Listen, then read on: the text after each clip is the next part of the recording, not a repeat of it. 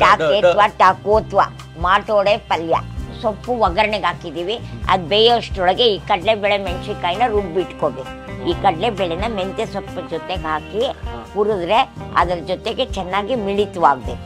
ಮೆಂತ್ಯ ಸೊಪ್ಪಿನ ವಾಸನೆ ಹೊಟ್ಟೋಗುತ್ತೆ, ಅದಕ್ಕೆಲ್ಲ ಅದೇ ಚೆನ್ನಾಗಿರ್ಬೇಕು. ಪಲ್ಯ ಬೆಂದು ಕೆಳಗಡೆ ಇಳಿಸ್ಕೋಬೇಕು. ಎಲ್ಲ ಹದವಾಗಿ ರೆಡಿಯಾಗಿದೆ. ರೆಡಿ ಆಯ್ತಲ್ಲ ಈಗ? ರೆಡಿ ಆಗ್ಬಿಟ್ಟು ಈ ತರ ಇರುತ್ತೆ. ಇದನ್ನ ಮಾಡ್ಕೊಂಡ್ರೆ ನೀವು ಡೆಫಿನೆಟ್ ಆಗಿ ನೀವು ಹೇಳ್ತೀರಾ ಈ ತರ ನಮ್ಗೆ ಕಲ್ಸ್ಕೊಟ್ಟಿದ್ದಕ್ಕೆ ಧನ್ಯವಾದ ಅಂತ.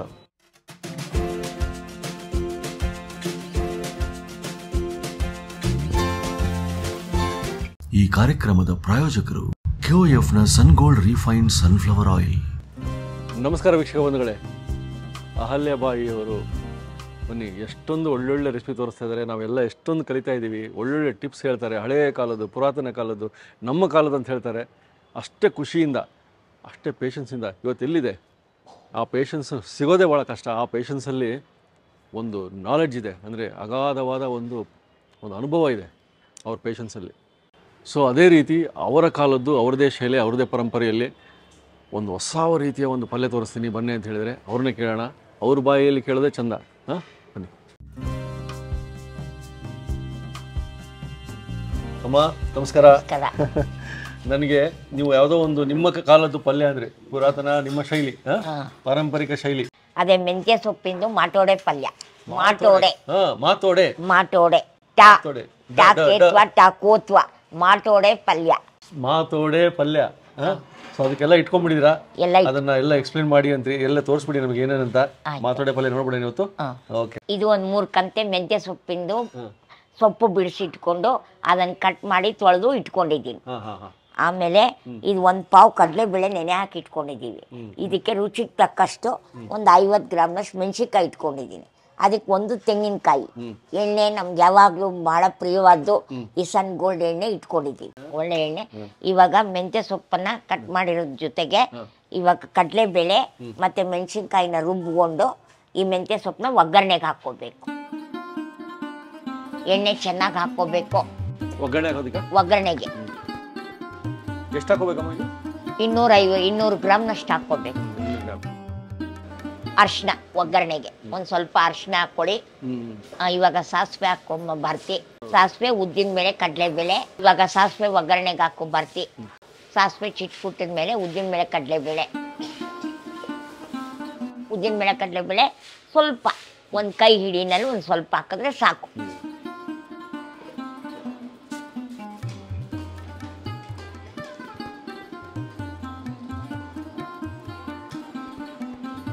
ಇವಾಗ ಕರಿಬೇವು ಹಾಕಬೇಕು. ಆಮೇಲೆ ಸೊಪ್ಪು ಒಗ್ಗರಣೆಗೆ ಹಾಕಿ ಸೊಪ್ಪನ್ನ ಒಗ್ಗರಣೆಗೆ ಹಾಕೊಂಡು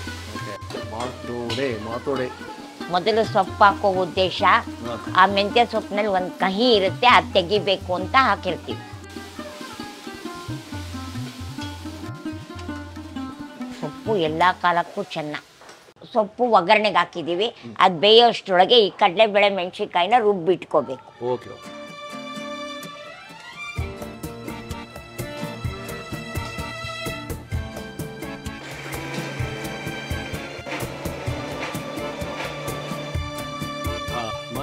ಇವಾಗ ಕಡಲೆಬೇಳೆ ಮೆಣಸಿನ್ಕಾಯಿ ರುಬ್ಬಿಟ್ಕೊಂಡಿದ್ದೀವಿ.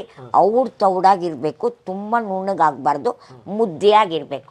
ಈ ಕಡಲೆಬೇಳೆನ ಮೆಂತ್ಯ ಸೊಪ್ಪು ಜೊತೆಗೆ ಹಾಕಿ ಹುರಿದ್ರೆ ಅದ್ರ ಜೊತೆಗೆ ಚೆನ್ನಾಗಿ ಮಿಳಿತವಾಗಬೇಕು. ಅವಾಗ ಹಾಕೋತಾ ಈ ತೆಂಗಿನಕಾಯಿನೂ ಹಾಕೋಬೇಕು. ಉಪ್ಪು, ತೆಂಗಿನಕಾಯಿ ಬರ್ತಿಗೆ ರುಚಿಗೆ ತಕ್ಕಷ್ಟು ಉಪ್ಪು ಹಾಕ್ಕೊಂಡು ಮಾಡಮ್ಮ.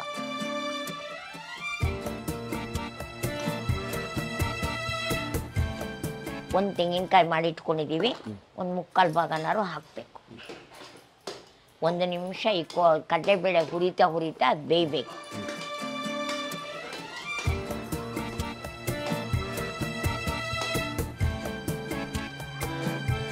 ಇವಾಗ ರುಚಿಗೆ ತಕ್ಕಷ್ಟು ಉಪ್ಪು ಹಾಕ್ಕೋಬೇಕು. ಆಮೇಲೆ ಸ್ವಲ್ಪ ಕಾಯಿ ತುರಿ ಹಾಕಬೇಕು. ಮೆಂತ್ಯ ಸೊಪ್ಪಿನ ವಾಸನೆ ಹೊಟ್ಟೋಗುತ್ತೆ, ಅದಕ್ಕೆಲ್ಲ ಅದೇ ಚೆನ್ನಾಗಿರ್ಬೇಕು. ನೀವು ಈ ಪಲ್ಯನೇ ಬೇಕು ಅಂದ್ರೆ ನೀವು ಆರ್ಡರ್ ಕೊಟ್ಟರು ಮಾಡ್ಕೊಡ್ತೀವಿ. ಪಲ್ಯನೇ ಆರ್ಡರ್ ಮಾಡ್ಕೊಡ್ತೀವಿ. ಅಂದರೆ 3-4 ಜನಕ್ಕಂತಲ್ಲ, ಒಂದು 10-15 ಜನ ಊಟಕ್ಕಿದ್ರೆ ಖಂಡಿತ ಮಾಡ್ಕೊಡ್ತೀರಾ. ವೀಕ್ಷಕರೇ, ನಂಬರ್ ಕೊಟ್ಟಿರ್ತೀವಿ, ನೀವೇ ಫೋನ್ ಮಾಡಿಬಿಟ್ಟು ಸಾಯಂಕಾಲ 7 ಗಂಟೆ ನಂತರ. 7 ಗಂಟೆ ನಂತರ ಮಾಡಿಬಿಟ್ಟು ಏನು ನಮ್ಗೆ 7 ಗಂಟೆ ನಂತರ ಹೇಳಿದ್ರೆ ಏನೇ ಆರ್ಡರ್ ಕೊಡಬೇಕಾಗಿದ್ರು ಸ್ವಲ್ಪ ಕ್ವಾಂಟಿಟಿ ಇರಬೇಕು. ಹೌದು. ಇವಾಗ ತೆಂಗಿನಕಾಯಿನ ತೆಗೆದು ಹಾಕ್ಕೊಳ್ಳಿ. ಓಕೆ. ಒಂದು ತೆಂಗಿನಕಾಯಿ ಗಿಟ್ಕ, ಒಂದು ಗಿಟ್ಕದಲ್ಲಿ 3/4 ಭಾಗ.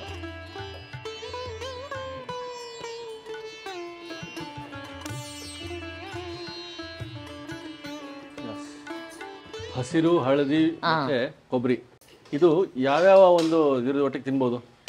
ಚಪಾತಿ ಜೊತೆಗೆ ತಿನ್ಬೋದು, ಅದು ತಿನ್ಲಿಕ್ಕೆ ಬಹಳ ರುಚಿ. ಅನ್ನಕ್ಕೆ ಕಲ್ಸ್ಕೋಬಹುದು. ನಮ್ಮ ಉತ್ತರ ಕನ್ನಡ ರೊಟ್ಟಿಗೂ ಚೆನ್ನಾಗಿರುತ್ತೆ, ಎಲ್ಲದಕ್ಕೂ ರೊಟ್ಟಿಗೂ ಚೆನ್ನಾಗಿರುತ್ತೆ, ಚಪಾತಿಗೂ ಚೆನ್ನಾಗಿರುತ್ತೆ. ಅದನ್ನ ಇಷ್ಟಪಟ್ಟು ಅದನ್ನ ಚೆನ್ನಾಗಿ ಸರಿಯಾಗಿ ಹದದಲ್ಲಿ ಮಾಡಿದ್ರೆ ಹೆಂಗ್ ಬೇಕಾದ್ರೆ ತಿನ್ಬೋದು. ಅದು ಸೂಪರ್. ಅದು ಕಾಣ್ತಾ ಇದೆ ಹದವಾಗಿ. ಇನ್ನೊಂದು ನಿಮಿಷ ಕಡಲೆಬೇಳೆ ಬೇಯಬೇಕು, ಹುರಿತಾ ಪಲ್ಯ ಬೆಂದು ಕೆಳಗಡೆ ಇಳಿಸ್ಕೋಬೇಕು. ಎಲ್ಲ ಹದವಾಗಿ ರೆಡಿಯಾಗಿದೆ. ರೆಡಿ ಆಯ್ತಲ್ಲ ಈಗ? ರೆಡಿ ಆಗ್ಬಿಡ್ತು. ಈ ತರ ಇರುತ್ತೆ.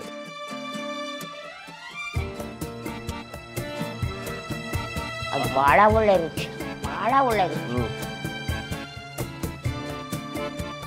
ಇವಾಗ ಮಟೋಡೆ ಪಲ್ಯ ರೆಡಿಯಾಗಿದೆ, ಕೆಳಗಡೆ ಇಳಿಸೋದು.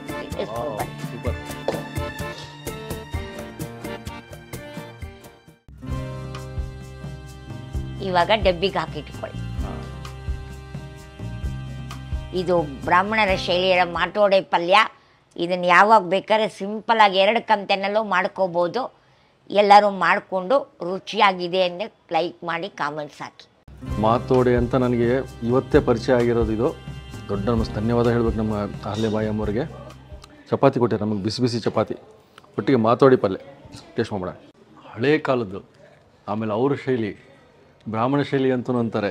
ಆಮೇಲೆ ಇದೆಲ್ಲ ಕಡೆ ಈಸಿಯಾಗಿ ಸಿಗಲ್ಲ ಅಂತಾರೆ. ಆ ಥರದೊಂದು ಮಾತೋಡೆ ಪಲ್ಯ ನಮ್ಗೆ ಸಿಕ್ಕಿದೆ ಅಂದರೆ, ಸೊ ಮಾತೋಡೆ ಅಹಲ್ಯಬಾಯಿ ಅಮ್ಮವ್ರದ್ದು ಟೇಸ್ಟ್ ಮಾಡೋಣ.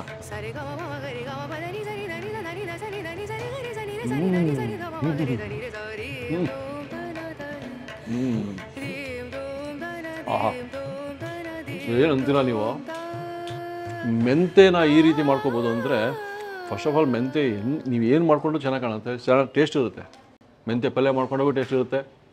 ಮೆಂತೆ ಪಲ್ಯ ಯಾವ ರೀತಿ ಮಾಡ್ಕೊಂಡು ಚೆನ್ನಾಗಿರುತ್ತೆ. ಪ್ಲಸ್ ಇಲ್ಲಿ ಮಾತೋಡೆ ಸ್ಟೈಲಲ್ಲಿ ಮಾಡಿದಾರಲ್ಲ, ಆಹಾ, ಇದನ್ನು ಮಾಡಿಕೊಂಡ್ರೆ ನೀವು ಡೆಫಿನೆಟಾಗಿ ನೀವು ಹೇಳ್ತೀರಾ ಈ ಥರದ್ದು ನಮಗೆ ಕಲಿಸ್ಕೊಟ್ಟಿದ್ದಕ್ಕೆ ಧನ್ಯವಾದ ಅಂತ.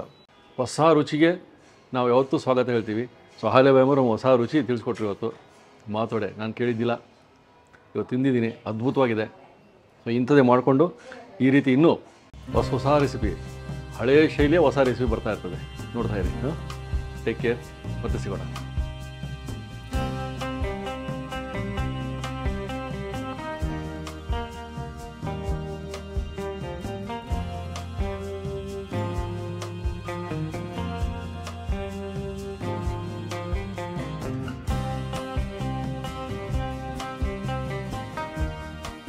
ಇನ್ನೂ ಅನೇಕ ಸ್ವಾದಿಷ್ಟ ರೆಸಿಪಿಗಳಿಗಾಗಿ ಸಬ್ಸ್ಕ್ರೈಬ್ ಮಾಡುವುದನ್ನು ಮರೆಯಬೇಡಿ.